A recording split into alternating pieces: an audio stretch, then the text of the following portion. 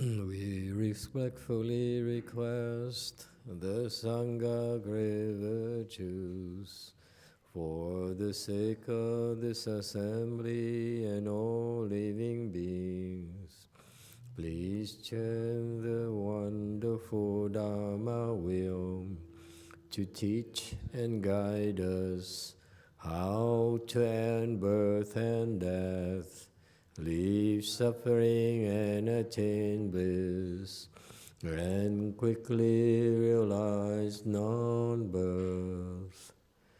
Cung thính đại đức tận thinh, vì thứ pháp hội cấp nhất thiết chúng sanh, tịnh chuyên diệu pháp luân giao đạo ngã môn, như há liêu sanh thoát tư ly khổ đắc lạc, tập chứng vô sanh. Homage to the Blessed, Noble, and Perfectly Enlightened One. Namo Sadanto Suchedo Ye Alahudi San Miao San Puto Xie.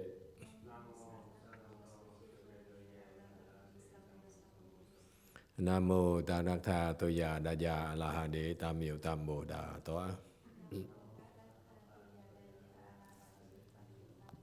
The unsurpassed, profound, subtle, and wonderful Dharma in 100,000 million aeons is difficult to encounter. Now that I'm able to see and hear, I will receive and maintain it. I vow to fathom the thus come one's true and actual principles. Wu shang sheng sheng wei miao fa bai jian wan jie nan zao yu, wo jin jian wen de shou chi, yuan jie ru lai zheng shi yi. O Buddhas and Bodhisattvas, Great Master Ching Liang, Great Master YongHua, all monks and nuns and all good advisors, Emitofuo. Chư Phật Bồ Tát kính thưa Thanh Lương Đại sư Hòa Thượng Kiến Hóa, quý thầy cô và quý vị thiện tri thức A Di Đà Phật. Chư Phật Bồ Tát, Ching Liang Đại sư, sư phụ sang人, 各位主持人, 各位上智士, Emitofuo. Hello everyone, today is the 11th of March, 2022. Thank you all for coming. We're here to continue discussing the prologue to the Avatamsaka Sutra.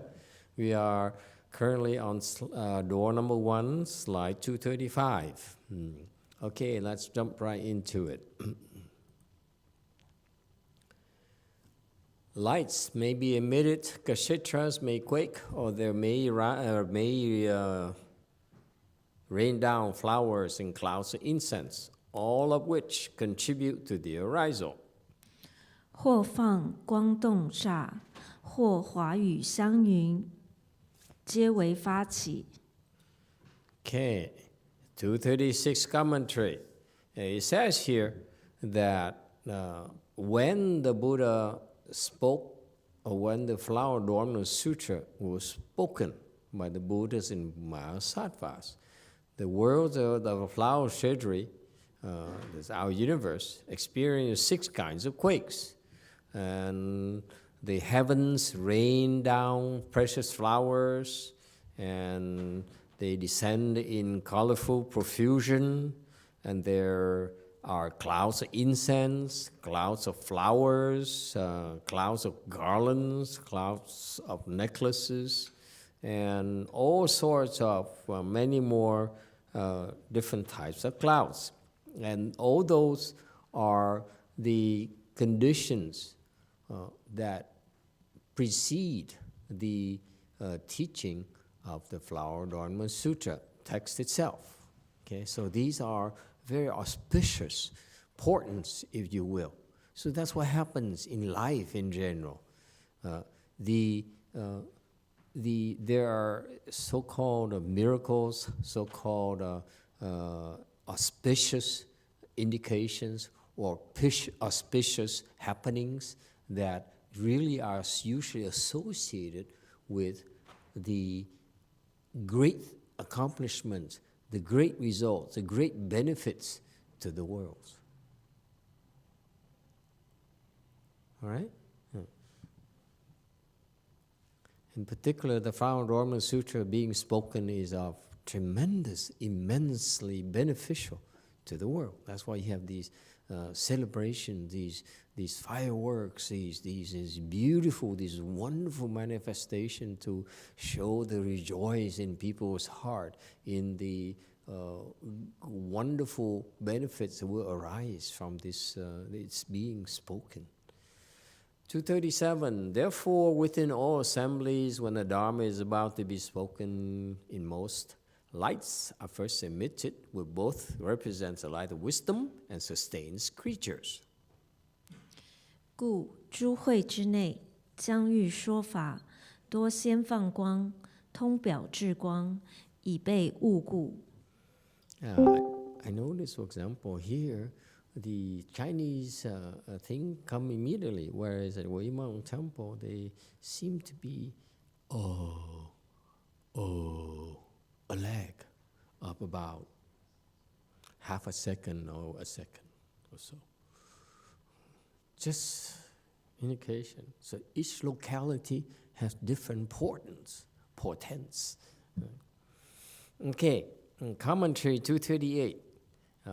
So when we're present in the Flower Dharma assemblies and that particular Dharma is about to be spoken, in most of these assemblies, the lights there are all kinds of lights. They are first emitted. Okay, that's a common manifestation, if you will, of a very auspicious manifestation is light will be emitted, all sorts of lights. Okay, and the lights they represent the light of wisdom. Okay, the wisdom, the great wisdom of the Buddhas, the wisdom that will nurture and sustain the creatures. And this is what Mahayana is supposed to do. Mahayana comes to the world, is spoken by Shakyamuni Buddha, by the Mahasattvas, by the Bodhisattvas, and so forth, and all over the universe, is in order to benefit the world, and not only benefit them but sustain them. Think about it. People are so blissfully ignorant. They feel there are the masters in the universe. They feel they are in command. They feel they are self-sufficient. They don't realize that all the great things they're able to accomplish, all the great things that happen to them are actually come about because of the help, the sustenance, and the aid of the Buddhas. And that's the nature of Mahayana. We're supposed to help and tread the path of the Buddhas and Bodhisattvas by helping invisibly, by helping and yet not make a big deal out of it. And we're not supposed to draw attention to ourselves. Always go and sneak by unnoticed. We just help, and that's it. That's what we do. Whether people are aware of it or not, it doesn't matter. It's just like a Buddha. They sustain the creatures, not just us. See, the creatures here are living beings. They refer to human beings, they refer to ghosts, they refer to demons, they refer to animals, and so forth. Buddha sustain all creatures. They don't discriminate. Okay, that's the funny part of it. The demons also are helped by the Buddhas and have no clues. And they continue to do the demon thing. They will continue to harm living beings. They continue to try their best to destroy the world. And that's the nature of existence. Okay? And it's all sustained by the Buddhas. Does it bother you that Buddhas help both the good and the bad?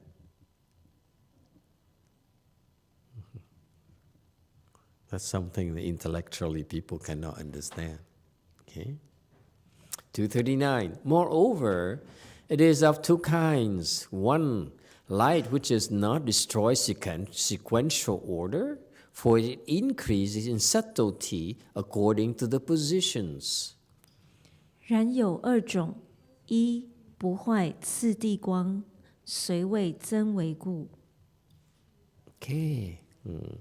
For speaking of lights, the sutra says, the Master Qingliang says, it's amazing to see the kind of wisdom that Master Qingliang has, that he can oversee, can have this view of what's happening in the Flower Adornment Sutra. You imagine the kind of wisdom this great monk has, in that he's able to look at the Avatamsaka Sutra and see the whole structure and see the connections between every single chapter, everything, that single Dharma that's being spoken.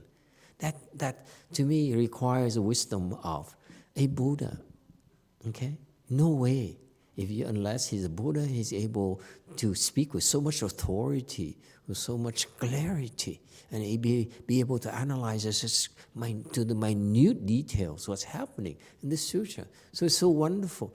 Even though we don't get it, it really is very, very useful to be able to go through this, and this will help us overall understand the sutra a lot better than otherwise.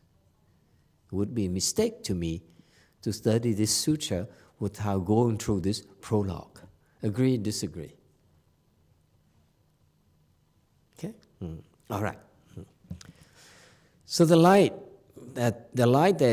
that's emitted by the Buddhas have two types. One type is a kind of light that are orderly. I mean, there's a light that are clearly distinct, and they're not mixed up at all. There's the clearly different types of lights. They don't interfere with each other at all. Like our lights here, the white light, is made up of 7 different types of colors, and they interfere with each other, so that eventually all these 7 types of colors, mess with each other and becomes white to us, white light to us. But this light here, the Buddha says, it's clearly delineated. There's no confusion. There's no mixing at all.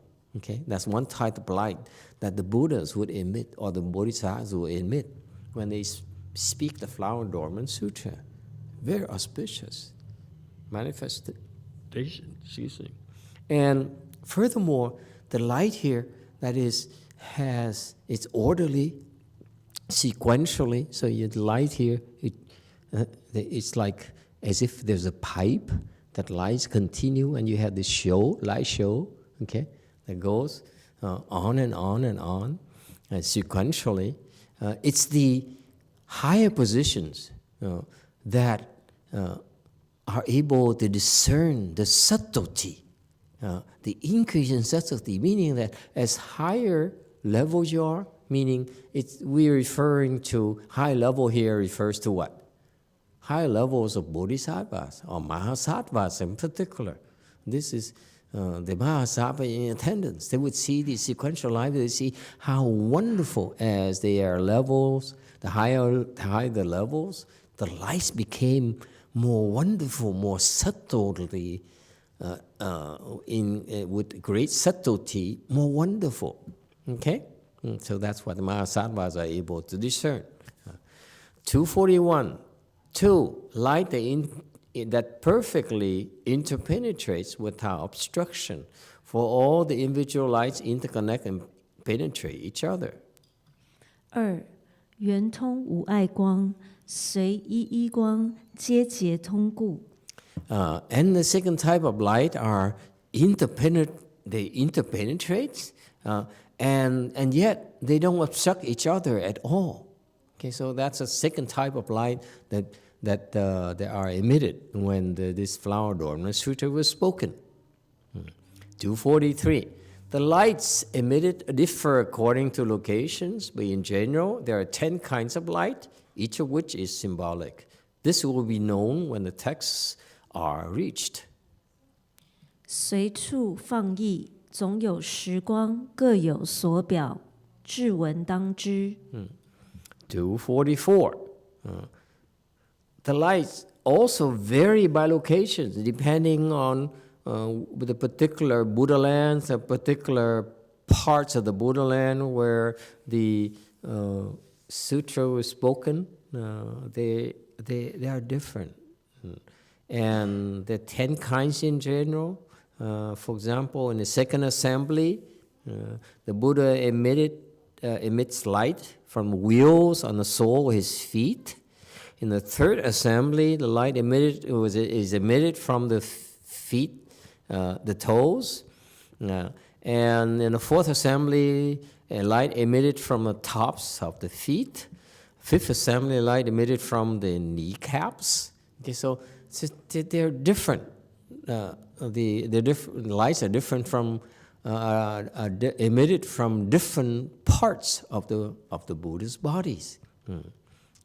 And the emitted lights have different meanings, and this is just for fun to list it out for you, for your reference.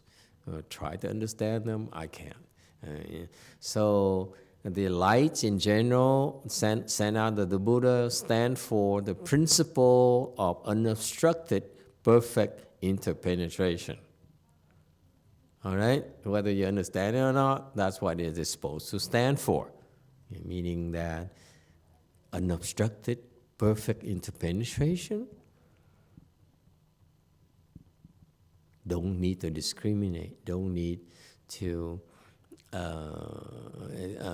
you learn to embrace it all, if you will. Okay? These are big words. Basically, don't reject, embrace everything. All right? This is how Master Jing Liang puts everything in a way that is so scholarly, so impressive. Okay? But it translates into an action. Embrace everything. Everything is okay. Evil is okay. Obstruction is okay. Cooperation is okay.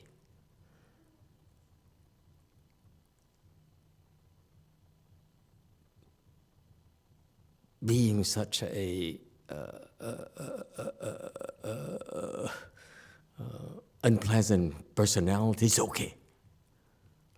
Okay? So everything is okay. That's what it means. And that's a light of wisdom. The principle of all embracing.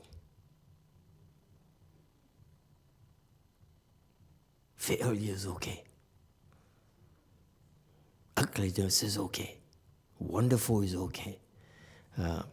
And from the teeth, the Buddha's teeth emitted light, and it symbolizes the benefits obtained that when one perfects and exhausts the Buddha's teaching, the Buddha way. Okay, so the teeth emits light.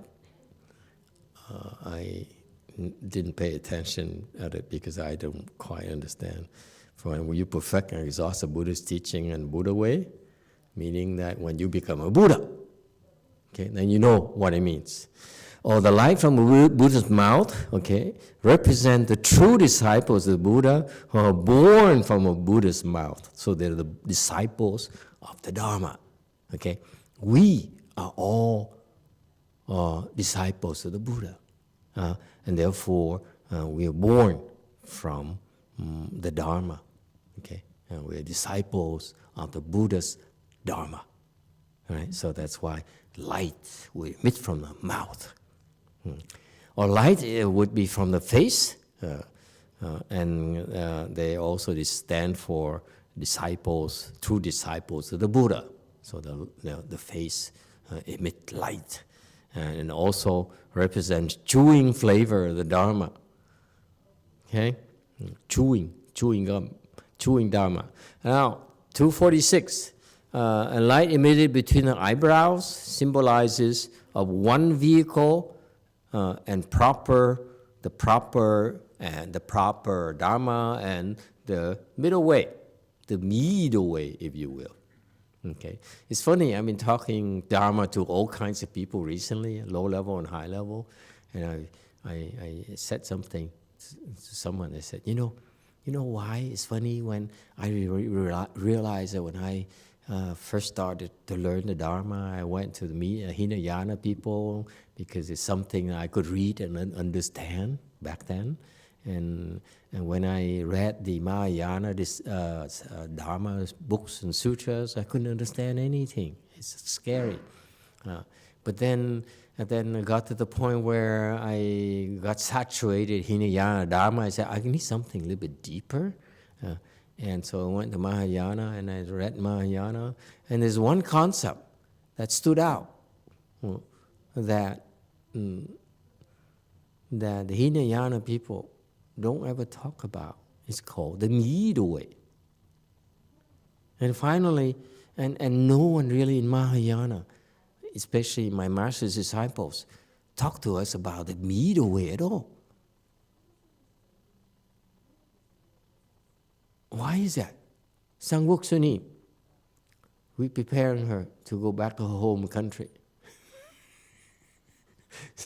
So we're training her to speak the Dharma. So why? Why is it people don't talk about the middle way? Even in Mahayana people, especially I'm disappointed that my master's disciples didn't explain to me what the middle way was. Very few people talked about it. Sangwok Suni. Doesn't matter. When she goes back to her home country, when the rest of the Sunims are resting here and being comfortable and protected, she will go back there and people will ask her, what did you learn? And she talk, and they would ask the same thing. How come she ain't talk about the middle way? Huh? She didn't talk about, they only eat one meal a day, they don't eat onion and garlic. Huh? Even our kimchi had to be made specially with no garlic. Can you imagine kimchi with no garlic? Things like that. But she would never, the Koreans wouldn't notice. How come the Sunni never talks about the middle way? Why is that? And that's the same thing to me that happened to me. I was looking up to my master's disciple and tried to ask the Dharma from them and listen to their explanation of Dharma. And I said, how come no one really explains to me about the middle way? But Mahayana is the middle way. Sangwushini. She thinks that she's going to get away from a temple and go on vacation. Poor gal. Huh? Why not? Maybe they don't understand it very well. They don't understand. They don't know what to explain. The middle way is something that even enlightened people cannot explain. Do you realize that? Then I went on and I read a lot of books from the Chinese sages. Okay? For example, the famous in Taiwan, Tzu Han. Tzu Han is seventh ground Bodhisattva. He wrote the the famous Buddha disciples, Bodhisattvas, like what's his name, Nagarjuna, okay, Bodhi tree, dragon tree, Bodhisattva, who brought back this flower Dharma Sutra to our realm. He talked about the paramitas and so forth. He never really talked about the middle way. Okay, so that tells you too that not only it's not just the enlightened people, but it has to be a certain level of practice before they can talk about the middle way. Okay, because the middle way is the essence of Mahayana. Okay, this middle way here, very few people. So that's why, to me, that's why I started paying attention to who talks about the middle way. Because they really can't articulate what is middle way and what is not the middle way. Notice that? For example, in Samguk Sunim's country, how many of their 4 bears, the masters, will talk about the middle way? I'm not Korean, I don't understand Korean, but please tell me. Huh? Sunims, how many? Talk about the middle way. And that's the essence of Mahayana.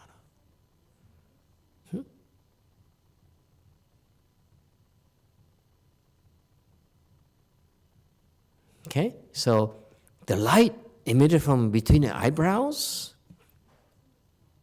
okay, it's a light that symbolizes someone who perfected this middle way, can understand the middle way, can teach you how to practice the middle way.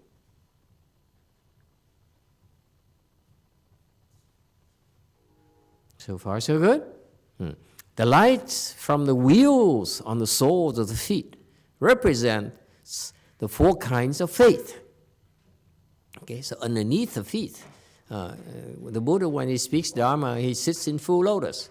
So that's why you can see the light emitting. When you sit in full lotus, the soles of the feet actually are pointing upwards. So far, so good. So they emit light, so you can see them. Unlike the regular speakers where they sit on a chair. Imagine the Buddha speaking on a chair. Speaking Dharma sitting on the chair. So the sole of the feet are pointing down. How are we going to see the light? You think you figure you're going to see the light emitting from the sole of his feet or not? Probably not. But anyway, so the 4 kinds of faith. One, the very initial faith,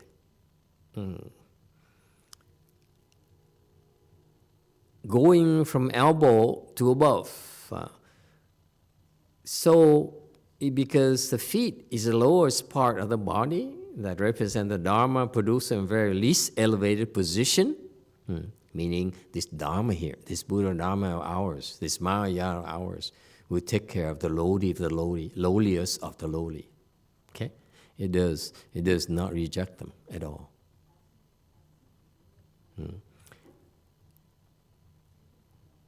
And the faith includes to see the results, the multitude results, limitless results, and so the fulfillment that has been reached.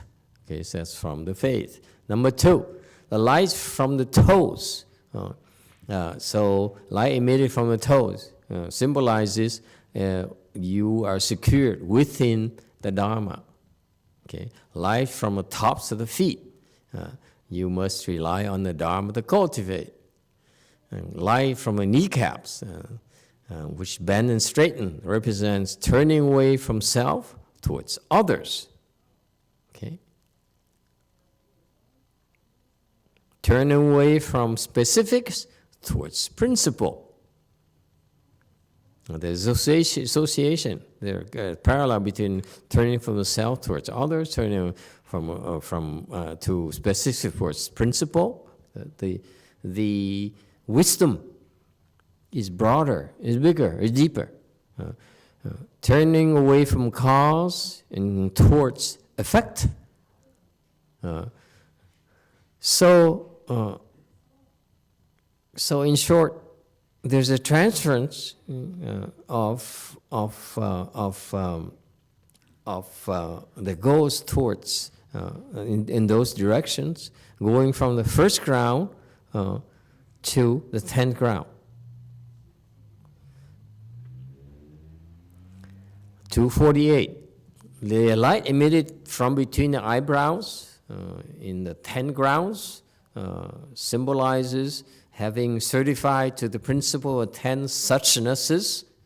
The 10 suchnesses, eventually we learn about them in the text, hopefully somewhere.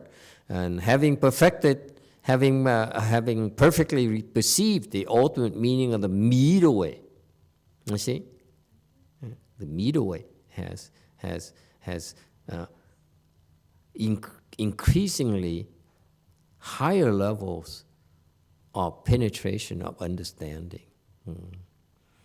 So it comes a middle point between the brows. Okay, so it's the middle way. In the appearance chapter, this means that not dwelling in birth and death. Okay, don't be attached to birth and death.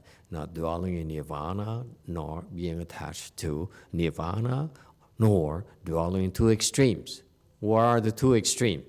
In Buddhism, two extremes refer to extremes of existence or permanence, okay, meaning it never changes. You are a human being, therefore you're always a human being after you die, time and time again. You never change body. You will always be a human being. Animals will be animals. A woman will always be a woman. See, right there, it's nonsense. Can you think about it? See, you evolve as well. You know, men become more feminine. You know, women become more masculine, and so forth. So people evolve. How can you not change at all? So permanence is nonsense. What about nihilism? That's the other extreme, meaning that it doesn't matter. Everything returns to emptiness. Doesn't matter what you do at all. If you do good, at the end of your life, poof, nothing matters. There's no consequences. You kill and you steal, no consequences. You do good, no consequences. So that's the really stupidity when you think about it. It's really nonsense. Okay, so these two extremes are the product of the Indian wisdom back then, when the Buddha first came to India, to our world, and those were some of the prevailing doctrines, prevailing wisdom from the externalists. It's only because they're limited. They only saw a little bit. This is what we call in the West the dangers of little knowledge, of incomplete knowledge. 249. Those quakings of the earth and so forth, for the most part, occur after the speaking. Then they are simply rejoicings at the hearing. 其动地等多在说后，则但是庆闻。 Furthermore, there were 250. Furthermore, there are some more conditions, the things that happens when the Flower Adornment Sutra was spoken. So there are quakings of the earth throughout, whether in this world or other worlds. There are 6 kinds of quakings. So those quakings and so forth occur usually after the Dharma, Flower Adornment Sutra, the Flower Adornment Dharma was spoken. Okay, and they are because they are rejoicing at the hearing. What does it mean? Why the rejoicing? This is so subtle. Why are they rejoicing of the hearing of the Flower Adornment Sutra? Anyone? Why are there rejoicings? Hmm?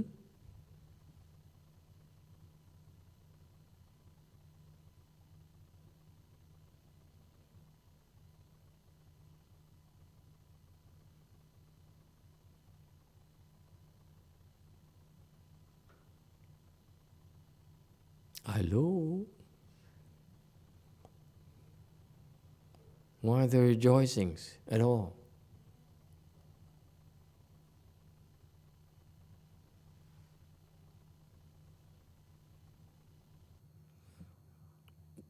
Why would you rejoice?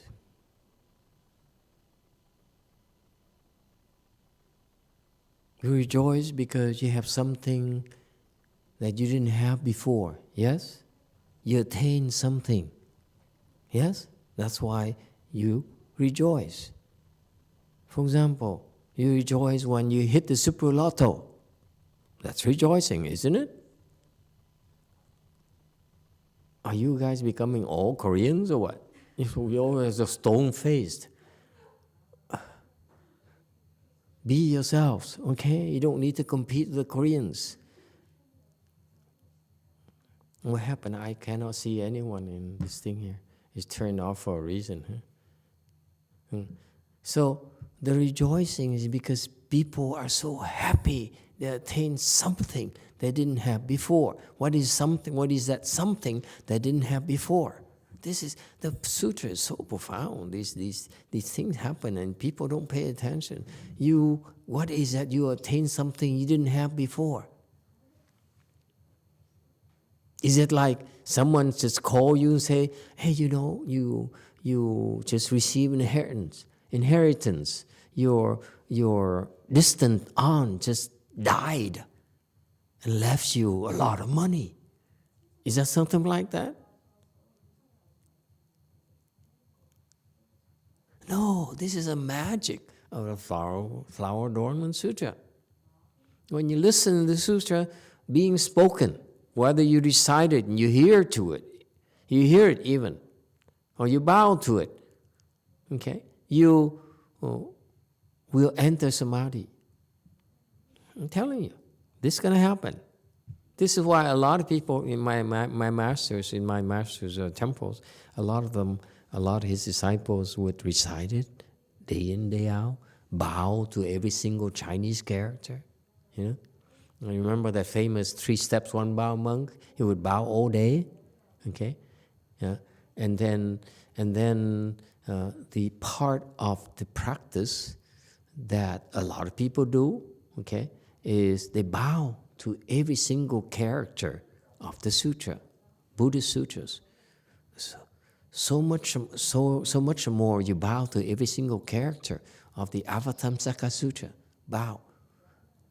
Ru, Shi, Wo, Wen, and so forth. Okay? You bow to every single character. You do that, okay? Even that bowing, or even you recite, or you listen, you will enter samadhi. And every now and then you will enter high level samadhi. When you enter the higher level of samadhi, that what happens is you will have this experience, this joy in your heart. Because as you leap, you improve, as you grow, your heart opens up and you become joyful. You attain the understanding and the benefits and the blessings you didn't have before at a lower level. That's why your heart is very happy. And that's feels even better than the material gains or the fame and the profit even. Okay, that's a magical cultivation. So they rejoice at the hearing. That's what happens. The sutra is very, very powerful.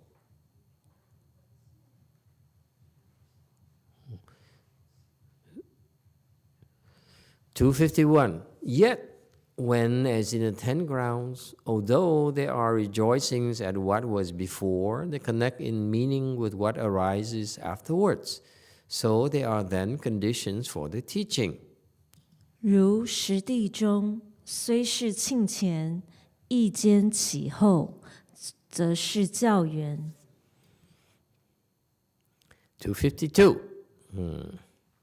Just as, for example, in the 10 grounds, the rejoicing of what was before, but they also connect in the meaning of what arises afterwards. So there is connection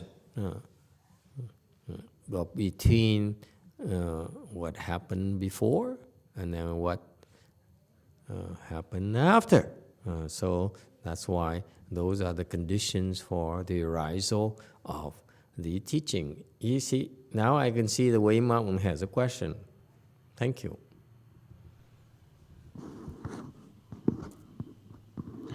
Thank you, Master. I was trying to answer earlier with why the quaking would be, but I did have a quick question.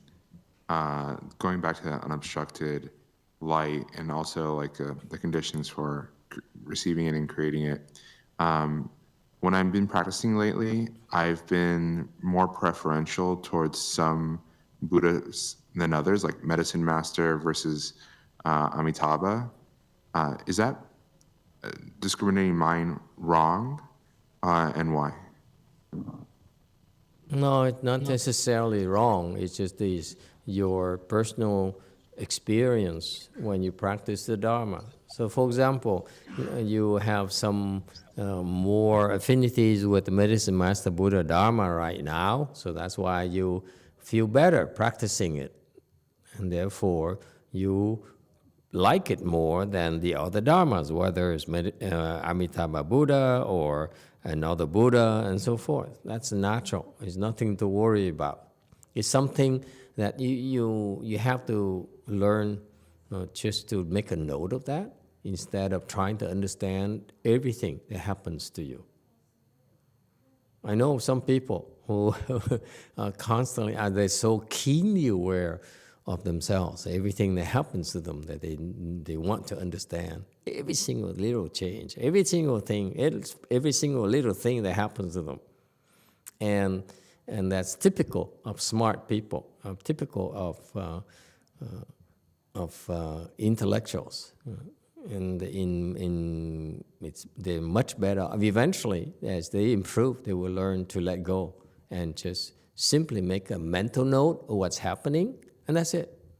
And don't try to understand too much. Remember, understanding is useful, but it also has its disadvantages as well. So that's why the understanding should occur naturally. As you see something, you get it or not without thinking. If the understanding is from your constant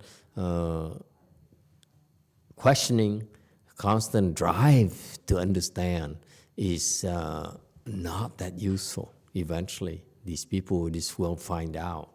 Okay, and they will find out. They will eventually realize that understanding, like Alex is prone to, is the rather shallow understanding, whereas the understanding that just occurs naturally without thinking is the one that you're supposed to get.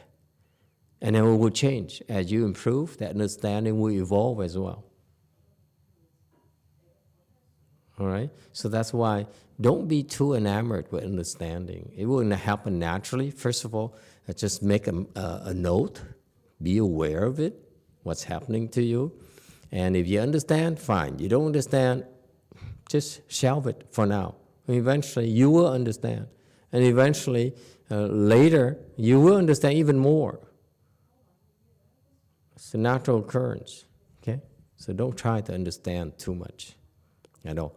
So now you happen to have enjoy practicing a certain Dharma more than others. That's natural. Nothing to worry about.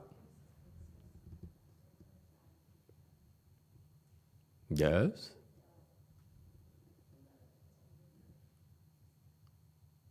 The Medicine Master Buddha Sutra, it like says like if you listen to it and recite it, that you'll go to his Pure Land. And then there's like other ones that you read and it says like, if you recite it with full faith, like you'll go to that Pure Land. Am I doing like, should you not do all of them with full faith so you're not like competing for which Pure Land to go to?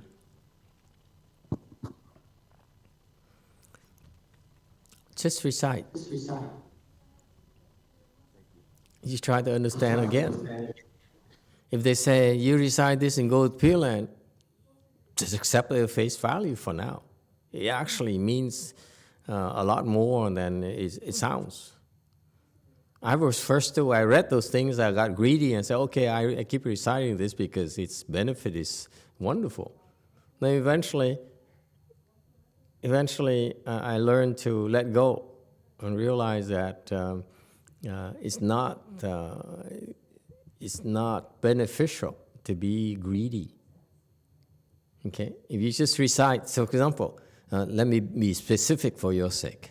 If you say, if you recite this, you get this benefit here. And you say, okay, in that case, let me recite, keep on reciting, that's fine. Okay?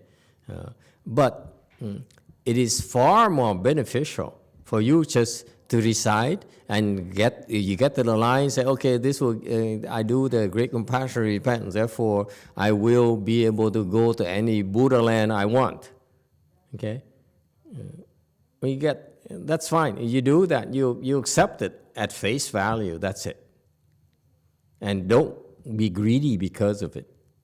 If you are in that state, then you get far more benefits out of it than simply someone who says, "Oh, this sounds good. I definitely want to do this." So that's low level.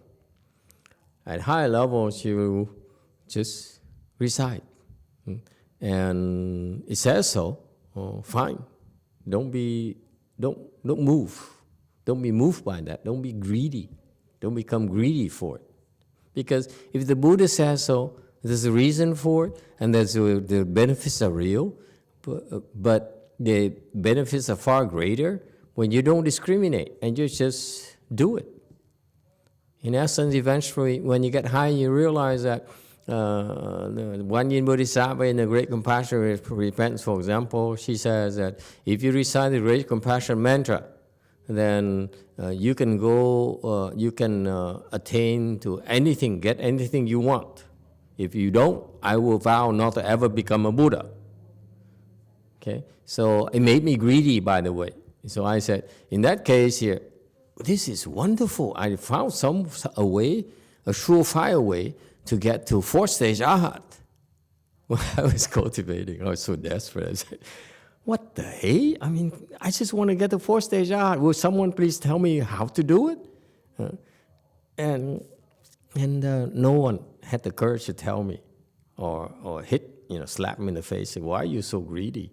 So anyway, so I found this thing, so I said, okay, then I will maintain this Great Compassion Mantra and do this Great Compassion Repentance every day so that I can reach fourth stage Arhat. Okay? And because Guan Yin Bodhisattva said so. I mean, she said, if that's not the case, I will not become a Buddha.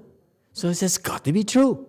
Absolutely. So I became greedy. That's what I did. I did Great Compassion Repentance. I maintained the Great Compassion Mantra 300 times a day, 500 times a day, 600 times a day, because I want to reach fourth stage Arhat. Think about it. So why would Guan Yin Bodhisattva speak the Dharma in order to make me become more greedy? Have you thought about that? I didn't think about it back then. I said, wow, I'm so happy. Now I'm going to get to fourth stage Arhat. I don't know when or how, but I'm going to get there because he said so. She said so. But no one ever told me that, why was I so greedy? If I were greedy, what are my chances of getting there compared to someone who's not greedy at all? You got what I'm talking about? It's not the same.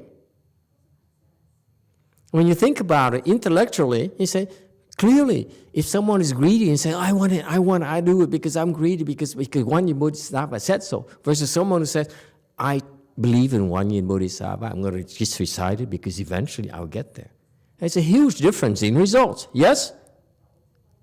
If you buy that argument then let me tell you, that thing about you recite the great compassion, the great compassion mantra, you maintain it, and you will get anything you want. It's not true. If you're greedy. Can you accept that? That's true too.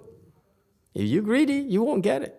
It's best to recite it without any greed. Just recite it, and recite it, and recite it. That's how you get there. Does it make sense? So that statement there is not meant to encourage you to become greedy and attached to it. If you become greedy and attached to it, then you don't understand that Dharma at all. Am I making sense to all of you? Huh? No one ever explained that to me. It doesn't mean a Guanyin Bodhisattva lies at all. It says that if, it's the same statement, if you recite this great compassion mantra, for example, or you recite and memorize the Flower Adornment Sutra, or you memorize the chapter 40, Universal Worthy Bodhisattva's Conduct, okay? Chapter 40, wonderful chapter in the Flower Adornment Sutra. You memorize it, you get all these benefits, okay? And therefore, those are true, okay? Especially true for those who have the faith.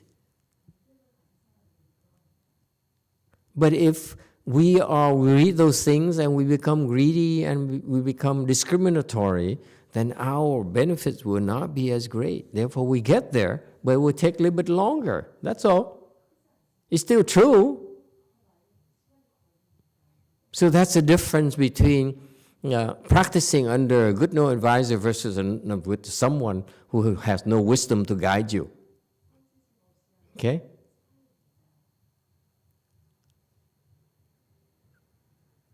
Yes, it's true, but it's not the way you think. In particular, it's true for those who have no greed, for those who have faith. And the rest of us who don't quite have true faith yet, who are still attached or have a lot of greed and anger and stupidity, it's still true, but it's because that faith of that statement, it helps us as we recite, reduce our greed, our anger, our stupidity, and therefore eventually we get there ourselves. So it's true for both cases. If you have no wisdom, you're still full of greed, anger, stupidity, you'll get there by that Dharma. But for those who have wisdom and who are free of the three poisons, they get there a lot sooner. And therefore, if you understand, you believe those premises, the differences between the two cultivators, then aren't you better off not being greedy at all? Then you get there sooner. You get the benefits a lot, more benefits.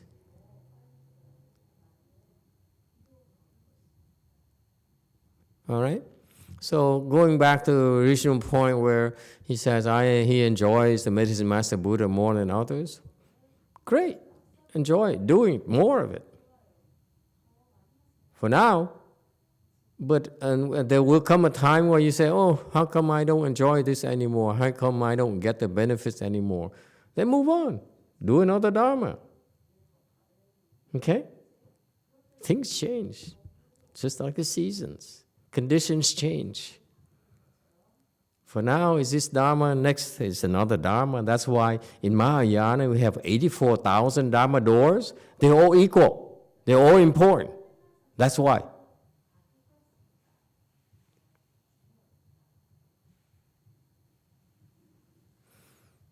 All right. 253. The sixth, depending on the person speaking, the Dharma has no abolishment or flourishing. Its propagation is due to people. 第六，依说人者，法无废心，弘之由人。254. The sixth condition for the arisal of why this Flower Adornment Sutra was spoken This condition is dependence on the speaker, the person who speaks the Dharma. This Dharma here, the Buddha Dharma, has no abolishment or flourishing. The Dharma does not decline nor grow. Any problems with that? In contrast, we learn in Buddhism, especially my master, Master YongHua, kept on talking about the Dharma ending era, the proper Dharma, the Dharma semblance era, and so forth. So the Dharma clearly is on a decline right now. We are in a Dharma ending era. How come it says here Dharma is not subject to decline or growth? This true Dharma, the Buddha Dharma, does not decline nor grow. But the Buddha Dharma in the Saha world is subject to decline or growth. How's that? Wei Mountain.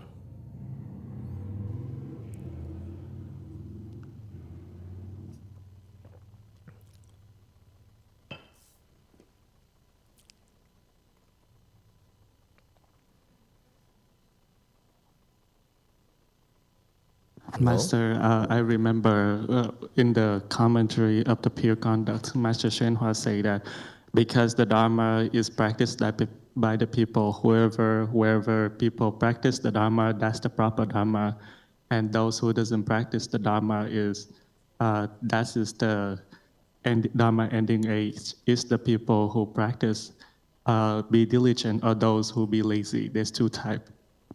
That's what he say.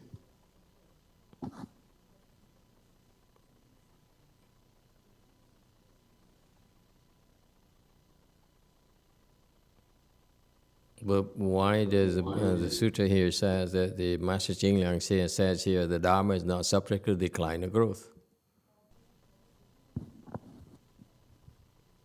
It's the people who practices or doesn't practice it. Those who practices, then they're proper Dharma. Those who doesn't practices, then...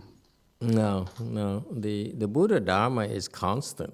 It doesn't change at all. There's no proper Dharma, there's no Dharma ending era at all. Go ahead, JMT. 헬로 마스터. 마스터께서 말씀하신 대로 탐심이 없고 마음이 비운 상태에서 수행을 해야 진전이 빠르다는 것에는 전적으로 믿고 동의합니다. 상욱스님 먼저 여기부터 해주세요. Master, I agree that I can get progress quickly if I have no greed. 네, 저의 개인적인 저의 여태까지 살아왔던 방식으로는 욕심이 있어야 좀 더 그것이 모티브가 돼서 더 열심히 하게 되고 빠른 성과를 얻었던 경험이 있는데 질문은 어느 정도의 욕심과 탐심이 있어야 수행의 동기가 되지 않을까라는 것을 질문드립니다.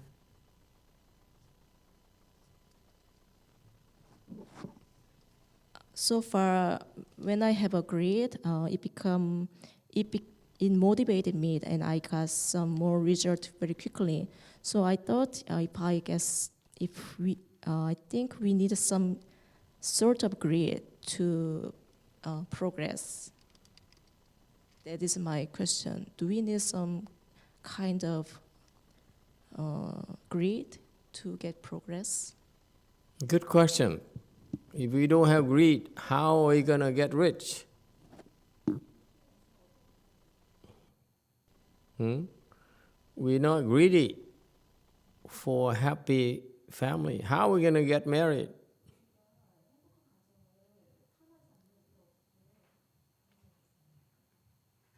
If we're not greedy for becoming a Buddha, becoming a Bodhisattva, or making progress, how are we going to make progress?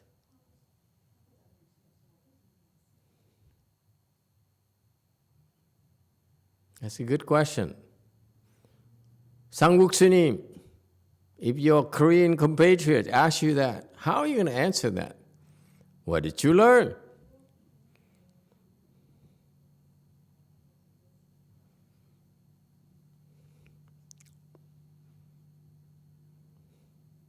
Chung sits there and says, I'm so glad I suggest to Master that to bring Sangwok with him and not me.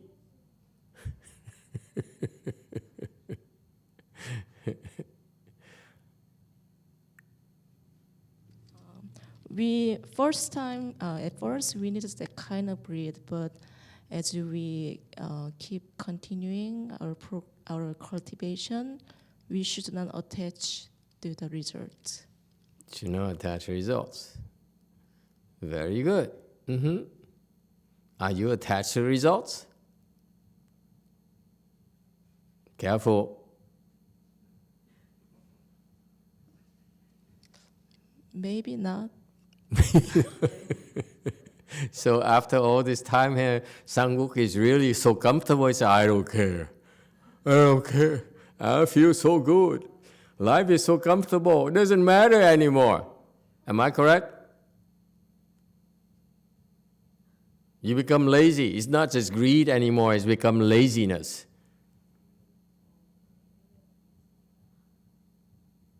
Because when she first came, she said, I want to make progress. Now she says, I don't care. I'm so comfortable. Master can call me Hinayana all he wants. I'm comfortable. Huh? What do you have to say for yourself?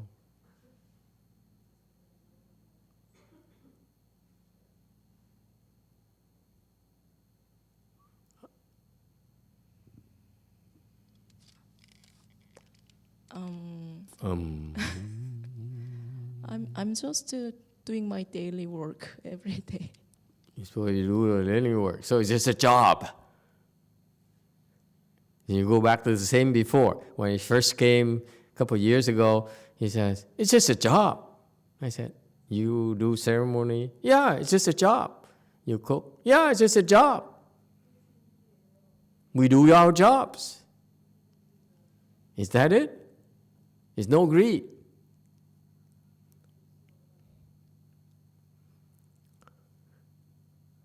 Poor Sangwok, you put her under pressure. I don't know.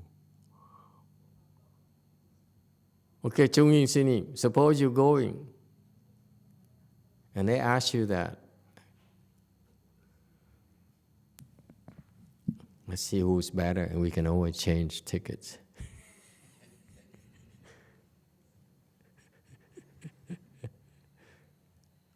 I'm greedy. He agrees. Oh, you have greed. Yes, Master. Which one? You agree or you have greed?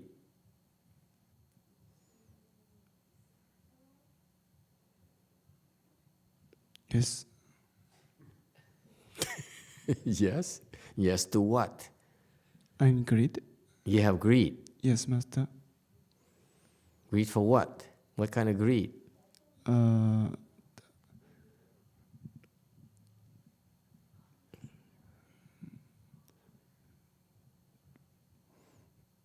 Many people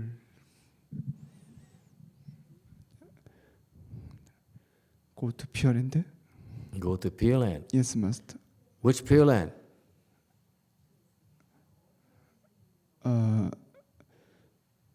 Amitabha Pure Land. Amitabha Pure Land only? How about Medicine Master Pure Land? 3 days later. Okay. So you have that greed. Yes, Master.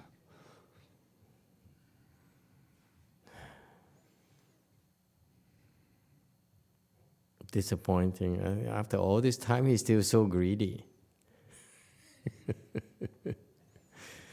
Okay. The question is, if I without greed, how do I make progress? Of course you're going to have greed. Even bodhisattvas have greed. You know that? Bodhisattvas are greedy. Here's the difference.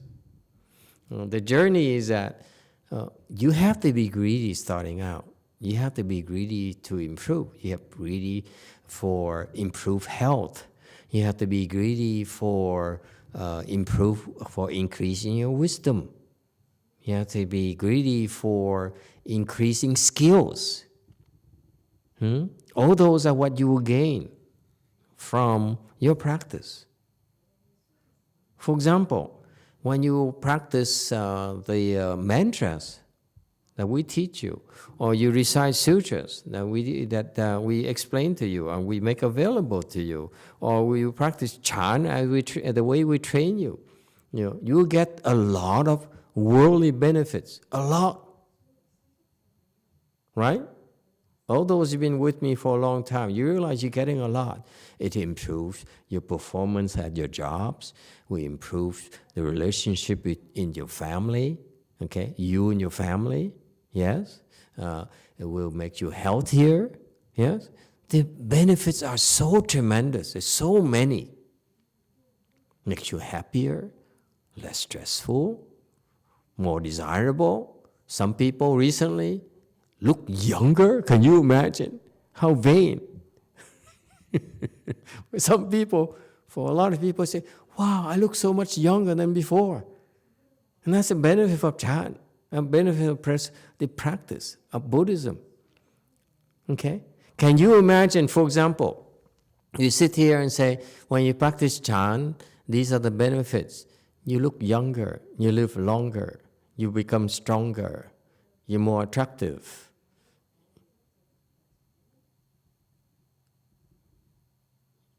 Your wife loves you more. All those things. How come we don't do that? Or in many cases, you practice chant meditation, you recite our mantras that we practice, we teach you on Tuesday night, or Vietnamese mantras on what nights? Thursday nights? Or in Korea, Master Z does mantras once. Anyway, so you have these, especially when you do mantras, you have a lot of benefits. Okay? You recite mantras and help you get this and get that, and develop spiritual penetrations. And you can see this, you can see that. And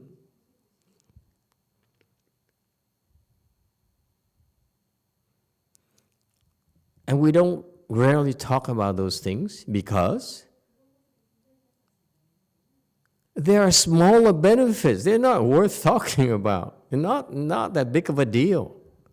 They're what are called secondary benefits. And that's why we don't talk about them, because talking about them makes you more greedy. You will get them naturally. As you practice, you will get them, all of those, naturally. There's no need to be greedy. And that's how you get more of them. In contrast, you practice these things, oh, I will be able to open my eyes and see this and see that. We don't even give you clues on how to open those eyes or develop those special insights or powers, because they will slow you down. They will make you become attached. Okay? They will happen naturally. You don't need to be greedy about. When it's supposed to happen, you will be able to do those things. When it's better that you don't have those things, then you shouldn't have those things. I'm of the belief that you should not have those things, because those things will impede your growth. They will make you become attached. It's like my master says, and there's some of his disciples who open their eyes and they keep on looking at people and say, oh, you used to be my mother. That's why you always want to take care of me. And that person used to be my brother. And that person used to be a thief. And this person used to be an emperor, and so forth. What does it do for you? Nothing. It's just watch, what Master YongHua puts it, you watch TV all day. You keep on looking outside. And that's not productive for you. Cultivation, look inside. You don't look outside. You see? So when you open these heavenly eyes and these flesh eyes and those eyes, they are actually detrimental to your spiritual practice.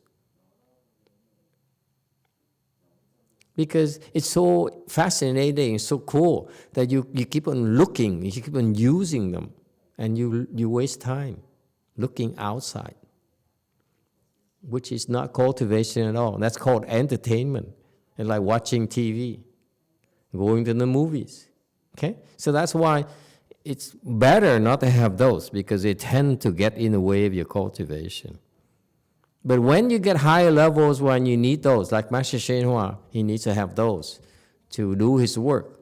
Then he'll have those. There's a way to get those. There's a way to utilize those. Okay? To manipulate those. But until then, there's no need. They're not beneficial to your practice. Okay, and that's why we never emphasize it, because they're not that important in the big picture. So that's the same vein. When these Koreans who come to our temple practice, we never emphasize these things, and that's why they progress a lot quicker than otherwise. Don't be greedy. That's all. Let it happen naturally. But however, it's important to have the good types of greed. The greed to improve, the greed to become a better person, the greed to become a kinder and more compassionate person. Those are important greeds. And those are the good greeds, because they point you in the right directions and motivate you, drives you to work harder. So those are good greeds. Okay? Don't go for the bad greeds, such as greedy for material things, greedy for spiritual powers. That's why when you are smart, you look at the teachers who say, I teach you these things, and you get a good job, and you open your eyes, and you do this, do that. They're selling all those things, and in the process makes you greedier, and therefore you will not be able to get those. You will not be able to progress, and what you get is so limited, so minimal.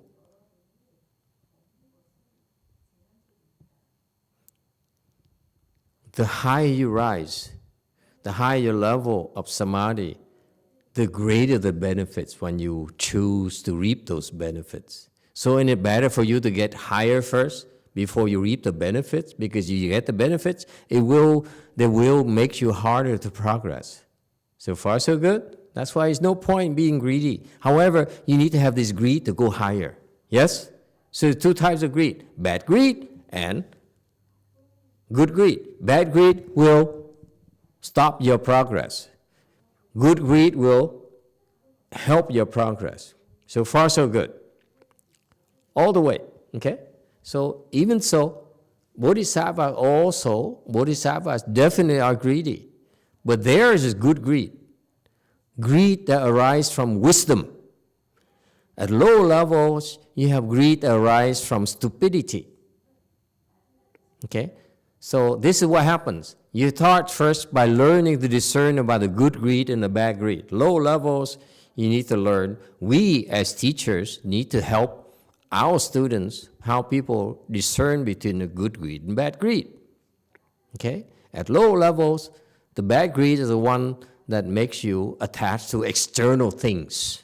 So far, so good. A car. I do this because it'll help me get a car. I do this because it'll help me get a wife. Okay? Make more money. And so forth. Those are bad greeds. They're not necessary. Okay? Don't be overwhelmed by those. Yes, it will come naturally. Okay? So those are bad greeds. So at low level, you need to discern between that and not be caught up in that. Okay? So we as Buddhist teachers, Mahayana teachers, need to be aware of that and help people avoid those pitfalls. Because it's okay to be greedy. Okay? To be greedy, to have more stamina. So those are good greeds. We guide you along. But it will be when you reach a certain level, higher levels, okay, or certain times where you will be taught, you'll be helped to let go of those greeds. And that's what happened to these people who came to our temple. This is when it matters to have a personal guidance. It's not theory anymore. When you reach a certain level, you need personal guidance. That's what the Chinese call good knowing advisor. It's called personal guidance. That's particular to you. Okay? That will help you overcome those greeds that are detrimental to your progress, that you yourself cannot see. And this is what's beautiful about this Mahayana secret, the Chinese secret that Master Hsuan brought to our attention, to our times. That this good no advisor will be able to pinpoint that kind of greed, that type of affliction that will obstruct you from making progress when others' greed are okay. So earlier I had a Chan class and I said, it's okay, many of you, it's okay to have a beer. And it's sacrilegious for a monk to talk like that. And no one even challenged me because it's against the Buddha's teaching. Buddha says, you shouldn't have a drink, you shouldn't drink. I said, you should drink. As long as you know, you have the wisdom to know that it won't get you in trouble. You know when to stop. Buddhist teaching is never that rigid. It's never like, it's this way. If you don't do it this way, you die. You're not a Buddhist. That's not the middle way. You understand now the middle way? The middle way doesn't mean that this precepts about, for example, not drinking, said, not a drop of alcohol, not at all. That's extreme Buddhism. That's not the middle way. That's for low-level people where they cannot help themselves. That's why you better have a drop, not even a drop of alcohol. However, okay, otherwise you become alcoholic. Okay, again. But there's some other people who have the wisdom, who have the blessings. For them, a beer is not going to harm them. Okay? Actually, when they drink a beer with their brother, with their father, with their mother, it helps the relationship with the mother and the father of the families and the friends and so forth. Actually, it's beneficial for everyone. And it feels better. Look at you. You say, hey, I will have a beer after this. You understand? Buddhism, the Buddhist teaching is never that rigid. It's not absolute. Okay? That's the middle way. However, the low-level people say, because you're so low-level, you have no control yourself, and you haven't demonstrated you have control, wisdom, therefore you stick to no alcohol. Is that clear? Absolutely not. But my disciples, they have some wisdom already. You have wisdom already, and you're special, by the way. Very special people. Why? See, they're laughing. You're not taking me seriously. So that's why the Dharma is very flexible. It's meant to be rigid for those who cannot help themselves, but flexible for those that say, hey, I can handle the beer. I can handle the drink. I can handle the meat. I can handle lying because it's not for me. Understand? So that's why Mahayana is not that inflexible as low level would like to believe. So that's why the good no advisor says, you can be greedy, this certain type of greed is okay, but when it reaches a certain level, you even have to drop that greed. Okay? That's the difference. So Sangwok Sunim said, what she said is correct. you are greedy, start out greedy at a certain level, you realize, well, I don't need to be greedy about this anymore. It happens naturally, by the way. The Dharma you practice will bring you to that point naturally. Okay? However, if you have a good no advisor, you can get there a lot sooner than you were to do it by yourself. If you're poor, you have no blessings, then you follow the Dharma, the Buddha's teaching, you get there eventually. Okay? After a long time. There's a reason for it. I'm not going to tell you why. It's a long time you get there. That's a beautiful thing about the Dharma itself. It corrects itself. You know that? It's wonderful. You should have faith in that. You make mistakes, you correct yourself, eventually you get there, eventually you will fix yourself by following the practice. But however, in the Mahayana, my Master Shuho brought to our country, to our times, if you follow a good advisor, okay, you can get there a lot sooner than otherwise. It's called sudden teaching.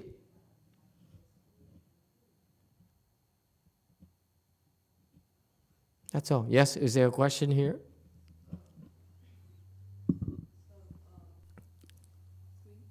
Green. Master, is this fixed or depends on person about when being greedy for enlightenment becomes a problem? Yes, eventually it will become a problem. Yeah, but at which point? Until that point, it's okay to be greedy. Yeah, I guess I'm being very. I'm asking like, what is that point? Is like a specific? When you get close enough, you know. Okay. Don't be greedy. No, it's too soon. You see? So it's okay to be greedy, but someone will tell you it's too greedy. It's too soon to be, to want to know. Okay. Because even if you know, you can't do it. So that's going back to 254 here, and this propagation here. Propagation is the Avatamsaka Dharma's term for the blessed one, the one who has blessings, is propagation is good no advisor.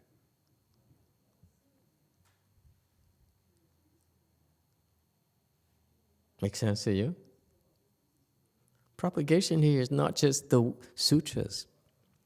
Propagation is bestowing of the teaching. You understand propagation? You propagate is you make it available. But for the very blessed people, it's the instructions for them. Okay? It's called propagation. It's given to you.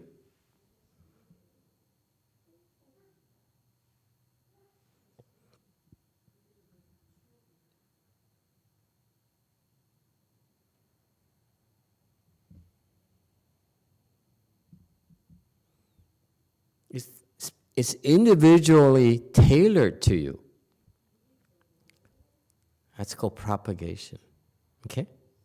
This, at the general sense, is propagation like you print sutras, you make videos, and so forth. It's for general population because it's bigger mass. However, propagation here is actually also includes specific instructions for the Arhats, specific instructions for Pratyeka Buddhas, specific instructions for 8th ground Bodhisattva, specific instructions for you. That's also called propagation. It's due to you. What does it mean, due to people? Finally, meaning that you are ready to be taught. It cannot be taught before you're ready. When the time comes, propagation, the instruction will be given because you are ready for it. Make sense? And listen, isn't it wonderful? It's because the Buddhas and Bodhisattvas are watching over us. Can you believe that? Believe that. They're watching over us. We just do our things, work hard, okay? And they will teach us. We'll be taught when the time comes. That's what it means. Relax. All right. We stop here today. Thank you, everyone. Next time we do 255.